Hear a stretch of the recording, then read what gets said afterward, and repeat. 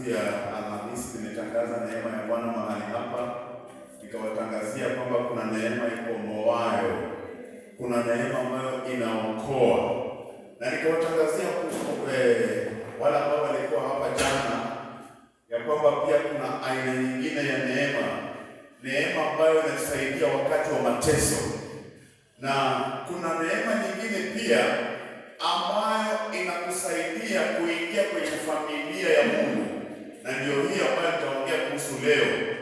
Kuna aina ya neema ambayo inasaidia Mkristo kuingia katika familia ya Mungu, na neema hii ndio unasikia kwenye kitabu cha Yohana 1:12 ambayo inasema kwamba wote waliompokea aliwapa uwezo kuwa wana wa Mungu.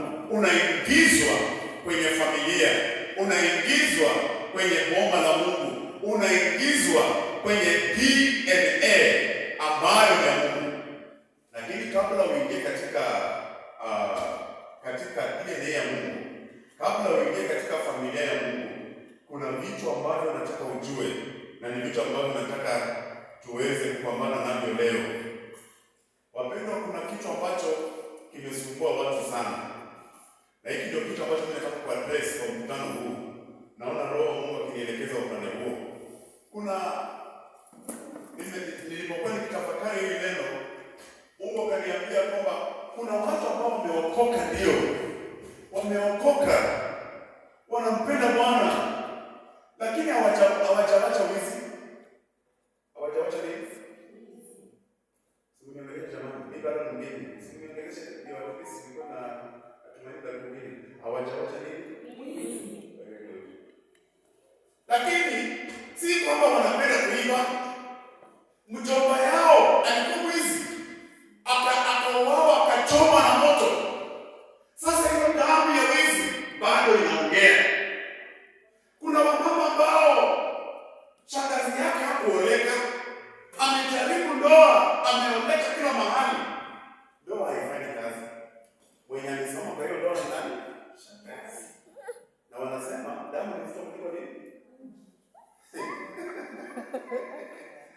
Watu wanasema damu ni nzito kuliko uji, lakini tunajua kwamba damu ni nzito kuliko maji. Ndio?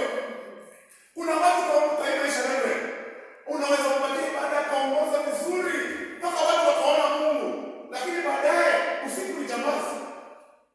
Kumbe ukichunguza maisha ya kwao unaona kuna mtu nyumbani kwao alikuwa na roho ya jambazi.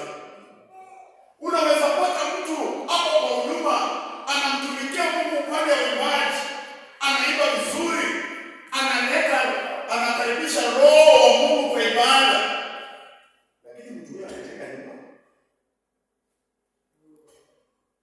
Ukiuliza wanasema hata mjomba yake alikuwa bila Mungu.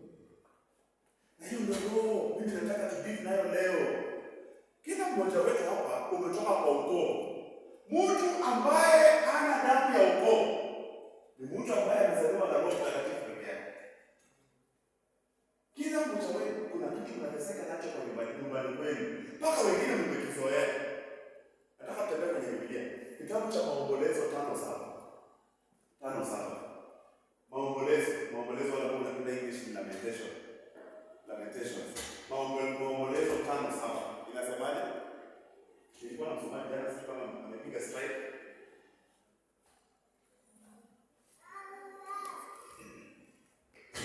Usitafute Genesis, ukishakuta Yeremia, next Maombolezo. Basi, twende kazi. Maombolezo 5:7. Baba zetu walitenda dhambi hata hawako. Na sisi tumeyachukua maovu yao. Baba zetu walitenda dhambi na sasa hawako. Sisi ndio tunabeba makosa yao. Yaani kama baba yako alikuwa mchawi, alienda alikufa, lakini uchawi bado unakusumbua. Ungekuwa hapa Wabukusu ndio waeleze mpaka kueleza. Lakini Wabukusu wakati wa kutahiri watoto, unapataka tu mama fulani amesimama barabara, anaanza kutendeka namna hii, watoto wakipita anatendeka tu. Anamuuliza shida ni nini? Anasema familia yetu ni familia ya kutahiri. Tukisikia watu wakipiga hizo mangoma, tunataka tuanze kutahiri.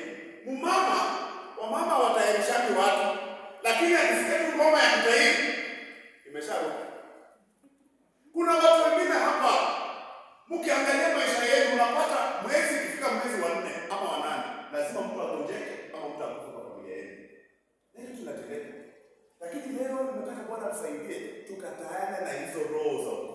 Amen. Kuna mahali kwa Biblia inasema kwamba kama baba yako alifanya kazi magunia 5, Mungu anakuwekea magunia 3 kwa ulipo. Unafika kwa kweli? Kitabu cha Ayubu 21. Job chapter 21 verse 19. Leo tutafanya kwa sasa kidogo na tunaomba tu. Job 21 verse 19. Na kama utapata hivi twende kazi na kufunika maneno ya Samani 19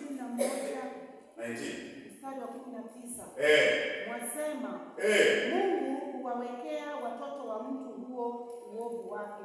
Na amlipe mwenyewe ili apate kumjua. Ayubu anasema Mungu huwa anawekea watoto wa mtu uovu wake. Lakini ilikuwa ombi na Ayubu ya kwamba Mungu asiwekee watoto wa mtu. Alipe huyo mtu mwenyewe. Wangapi? Mimi naona sasa watu wa ni majenzi. Lakini zamani tukiishi kulikuwa na maembe ingine sisi kwa ndio maembe gani? Hiyo maembe ukitoa kwa mti kama ni mbichi, ukikula ile yote inakufa ganzi. Kama like leo maembe. Maembe dodo. Na hiyo maembe ilikuanga hata kabla uweke ndani ya mdomo, wewe ushakufa ganzi tayari. Unakula kabla hiyo. Ulikuwa maembe yote imekufa ganzi. Nataka niulize, unaweza toa hiyo maembe kwa mti, huyu ndugu akule na huyu mwenye hajakula meno yake kufa ganzi? Lakini mwingine hii ambayo Biblia inasema kwenye kitabu cha Ezekieli. Hebu tuangalie kitabu cha Ezekieli 18.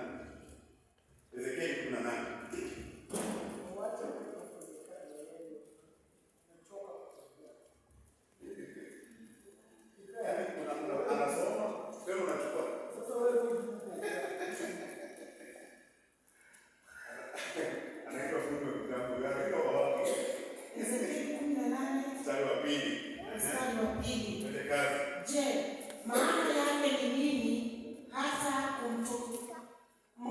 Mkatumia midadi hii katika Israeli mkisema, Baba wamekula zabibu mbichi, nao watoto wakatiwa ganzi la meno.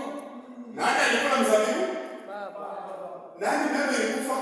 Mtoto. Watoto wenye wakula ndio meno ilikufa ganzi. So wapendwa, mambo ya laana za ukoo, mambo ya damu ya ukoo ni mambo ambayo yanatendeka. Na wacha niwaambie shida na damu ya ukoo. Damu ya ukoo itakwambia wewe ni pastor, tunakujua, hubiri injili, fanya deliverance, angusha watu, ponya wagonjwa. Lakini nataka ujue nyumbani kwetu tunaoanga kwa milioni ngapi? Hiyo ni damu ya ukoo inakuongelesha. Damu ya ukoo inakwambia fanya vile unafanya, lakini ujue kwa damu yetu tunatupanga vipi? Tunatuma mifumo.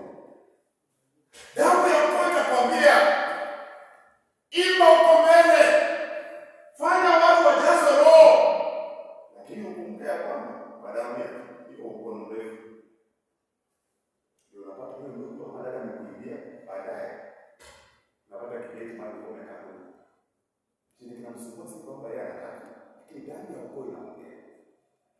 Kwa Biblia kuna mtu ambaye ninapenda sana anaitwa Abraham. Abraham ni baba wa imani. Abraham ni baba wa mataifa. Abraham ni mtu wa maana, lakini ni muongo. Uongo wa kwanza unaanza na Abraham. Na nimesoma kuanzia Genesis kufika Revelation, sijaona mahali Abraham aliinua mikono akasema Mungu mimi natubu. Na kwa sababu hapo tubu ikaenda kwa Mungu. Mungu ndiye anaenda. Genesis chapter 12. Genesis chapter 12. Genesis chapter 12. Tusome verse 11. Verse 11. Mstari wa 11. Mwanzo mlango wa 12. Mstari wa 11. Mwanzo 11. 12:11. Mwanzo 12 mstari wa 11. Twende kazi. Ikawa alipokuwa karibu kuingia Misri, Abraham alipokuwa karibu kuingia Misri, akamwambia Sarai mkewe. Abraham akamwambia Sara, tazama, najua ya kwamba u mwanamke mzuri wa uso. Basi itakuwa Wamisri watakapokuona watasema,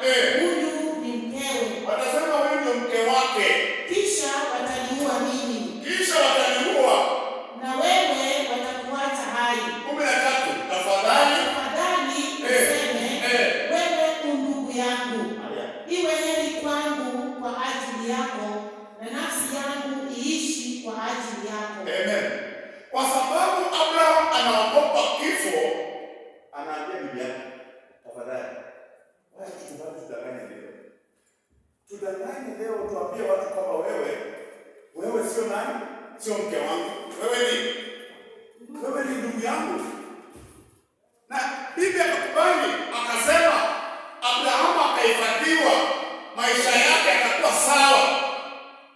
Na mama baba, kama wewe ni mama mwenye sana anafanya kazi mahali, alafu unapika chakula na watoto mnakula saa 7, mnaosha vyombo, unaambia watoto baba yenu akirudi, mwambie tu vile ulituacha.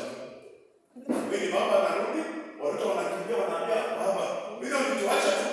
Ujue kama umepanda, kwa sababu next time kuna siku utabaki peke yako.